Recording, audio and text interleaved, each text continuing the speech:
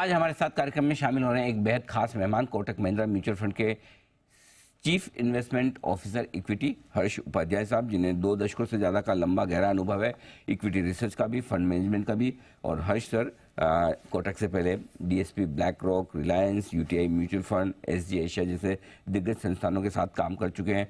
आपने क्वालिफिकेशन के तौर पर सीएफए की डिग्री हासिल की है और साथ ही post graduate diploma in management IIM Lucknow से भी सर ने किया हुआ है, और एक बैचलर ऑफ इंजीनियरिंग की डिग्री मैकेनिकल में भी आपने ली हुई है। सर बहुत बहुत स्वागत है आपका, धन्यवाद हमें समय देने के लिए। फिर से थोड़ी जान लौटती हुई दिखी है, लेकिन हाँ, एक अच्छी तेजी के बाद बाजार थोड़ा सा रुकते इंतजार करते हुए नजर आ रहे हैं। साल भर का व्यू आपसे पहले लेना चाहता हूँ, इस दिवाली से लेकर अगली दिवाली तक क्या व्यू बनता है आपका बाजार पर, और क्या कुछ खास बातें जो हमें ध्यान में रखनी चाहिए सर? नमस्कार अनिल जी। यहाँ से लेके अगले दिवाली तक मार्केट तो अच्छा ही रिटर्न देने का उम्मीद करते हैं। तो हमें तो लगता है कि शायद थोड़ा वोलेटिलिटी ज्यादा रहेगा। देखिए, एक तो वैल्यूएशन महंगे हो चुके हैं, करीब करीब 6 महीने से मार्केट चल चुका है, तो उस हिसाब से वैल्यूएशन थोड़े महंगे हुए हैं, स्पेशली मिड कैप और स्मॉल कैप बास्केट में। और एक बड़ा इवेंट भी है जो जनरल इलेक्शंस का। ये सब देखते हुए शायद इस साल का जो दिवाली के बाद का जो एक साल है, वहां पे वोलेटिलिटी शायद जरूर ज्यादा दिखाई देगा। लेकिन रिटर्न्स भी बनना चाहिए, ये हमारा उम्मीद है। और अगर आपको कोई थीम पे बेट करना है तो हमें लगता है कि इस दिवाली पे मैन्युफैक्चरिंग एक अच्छा थीम है, इस पे बेट करना चाहिए। ये सिर्फ एक साल के लिए नहीं, अगले 3-5 साल में भी ये अच्छा खासा रिटर्न मिल सकता है। ओके, मैन्युफैक्चरिंग है वो थीम जिसमें अगले 3 से 5 साल तक के लिए आपके लिए बढ़िया रिटर्न मिल सकता है। पहले सर शुरुआत नतीजों के सीजन के साथ ही करें। अब तक जो रिजल्ट्स आए कैसे दिख रहे हैं आपको, पूरा सीजन कैसे देख रहे हैं, और कहाँ आपको लग रहा है कि अच्छे नतीजे हैं और कहाँ कमजोर? देखिए, करीब करीब 60% निफ्टी के कंपनीज अभी तक नतीजे दे चुके हैं। और अगर इस बास्केट को हम एनालाइज करते हैं तो क्लियरली 3.5 से 4% का पैट लेवल पे एक्सपेक्टेशन से बेहतर रिजल्ट्स आए हुए हैं। तो हो सकता है कि सेकेंड हाफ जो अर्निंग सीजन है वो यूजुअली थोड़ा सा कमजोर रहता है, तो उस हिसाब से ये 3.5-4% का जो बीट है वो शायद थोड़ा कम हो जाएगा। लेकिन इस क्वार्टर में ऐसा कुछ भी रीजन नहीं है जो अर्निंग्स को लेते हुए किसी को निराश होना चाहिए। और जो बैंकिंग, ऑटो और काफी सारे जो डोमेस्टिक सेक्टर्स हैं, वहां पे सब रिजल्ट्स अच्छे खासे आए हैं। तो मेरे ख्याल से इस रिजल्ट सीजन को देखते हुए कोई अर्निंग्स अपग्रेड या डाउनग्रेड बहुत ज्यादा हेडलाइन लेवल पे नहीं होगा। लेकिन जरूर इस बात को याद में रखना चाहिए कि क्रूड ऑयल करीब करीब $70 से 85-90 तक पहुंच गया है। तो उस हिसाब से दिसंबर या मार्च क्वार्टर में थोड़ा सा मार्जिन पे एडवर्स इम्पैक्ट हो सकता है। और एज इट इज जो फेवरेबल बेस था वो सबसे अच्छा था सितंबर 22 का बेस, जो अभी हम ईयर ऑन ईयर नंबर्स पे देख रहे हैं।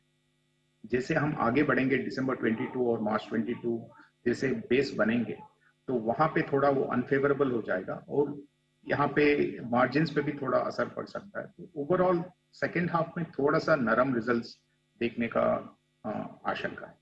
ओके, थोड़ा सा नरम रिजल्ट सेकंड हाफ में दिखेगा। अब तक 60% निफ्टी की कंपनियों के नतीजे आए हैं, ये तो दिख रहे हैं मजबूत। एक और, चूंकि हम दिवाली से दिवाली तक की बात कर रहे हैं पंकज जी, थोड़ा सा हमारे लोकल फैक्टर्स में इलेक्शंस का भी, राज्यसभा, विधानसभा के भी चुनाव है और बाद में लोकसभा के भी चुनाव होने वाले हैं। तो लोग थोड़ा समझना चाहते हैं कि इलेक्शन के पहले अपनी पोर्टफोलियो की पोजिशनिंग किस तरह से की जाए, जरा वो समझाएं सर। देखिए, इसमें मार्केट लेवल्स नहीं देखना चाहिए, मार्केट के वैल्यूएशंस लेवल्स देखने चाहिए। अगर लार्ज कैप के वैल्यूएशंस अभी देखते हैं तो वो फेयर लेवल पे है हमारे हिसाब से। तो वहां पे इसी लेवल पे या इसके नीचे लेवल पे इलेक्शन फेज को एंटर करते हैं, तो वहां पे अगर इलेक्शन के नतीजे भी डिसअपॉइंट करते हैं तो कोई ज्यादा नेगेटिव रिएक्शन नहीं रहेगा। अगर होगा भी वो सस्टेनेबल नहीं होगा और मार्केट फिर ऊपर आ जाना चाहिए, क्योंकि अर्निंग्स तो ठीक ठाक चलती है। लेकिन अगर हम मार्केट ऐसे एक वैल्यूएशन जोन में से इलेक्शन फेज में एंटर करते हैं जहां पे महंगे वैल्यूएशन हैं, तो वहां पे अगर नतीजे ठीक भी आते हैं तो हो सकता है थोड़ा प्रॉफिट बुकिंग हो, या नतीजे ठीक नहीं है तो डेफिनेटली डिसअपॉइंटमेंट रहेगा, तो वहां पे वोलेटिलिटी ज्यादा हो सकता है। तो उस चक्कर में वैल्यूएशन लेवल्स को ध्यान में रखना बहुत जरूरी है। तो हमारे हिसाब से आज के दिन की जो वैल्यूएशन है, लार्ज कैप में कोई बहुत ज्यादा मंदी करने का या नेगेटिव रहने का कोई चीज नहीं है, लेकिन मिड एंड स्मॉल कैप में थोड़ा संभल के करना चाहिए। तो शायद यहाँ पे थोड़ा रुक सकते हैं या स्टैगर्ड वे में अप्रोच कर सकते हैं। लमसम डालना शायद यहाँ पे ठीक नहीं रहे। ठीक बात है, mid cap small cap share ज़्यादा भागे वहाँ थोड़ा सावधान रहें, बाकी लार्ज कैप्स में वैल्यूएशन तो अभी भी आकर्षक है। अब सर बताएं, क्या पसंद है आपको निवेश के लिए आज से हमारे बाजारों में, और कहाँ दूर रहना चाहिए?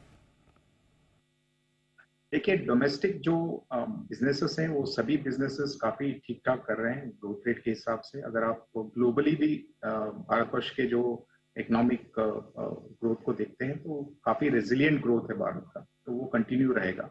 तो उस हिसाब से हमें लगता है कि ग्लोबल फेसिंग इंडस्ट्रीज से ज्यादा जो डोमेस्टिक इंडस्ट्रीज हैं वहां पे नतीजे ठीक ठाक आएंगे अगले 1 साल में, और वहीं पे शायद ज्यादा पैसा बनेगा। उस हिसाब से हमारा जो ओवरवेट पोजीशन है वो है ऑटोमोबाइल और ऑटो एंसिलरीज, इंडस्ट्रियल्स, सीमेंट, ये कुछ सेक्टर्स हैं जहाँ पे ओवरवेट एक्सपोजर है। और जो नतीजे आएंगे नेक्स्ट ईयर के, वो नतीजे भी यहाँ पे जो अर्निंग्स ग्रोथ रहेगा वो मार्केट एवरेज अर्निंग्स ग्रोथ से बेहतर रहेगा। तो उस हिसाब से पैसा तो बनना चाहिए। और दूसरे साइड में है IT, metals, oil and gas, ये सब सेक्टर्स हैं जहाँ पे हमें लगता है कि ग्लोबली जो हो रहा है उसको लेते हुए, और जैसे बिजनेस मोमेंटम थोड़ा एक धीमे तरह से चल रहा है, तो यहाँ पे शायद ही आउट परफॉर्मेंस दिखाई देगा। तो ये सब अंडरवेट सेक्टर्स हैं हमारे को।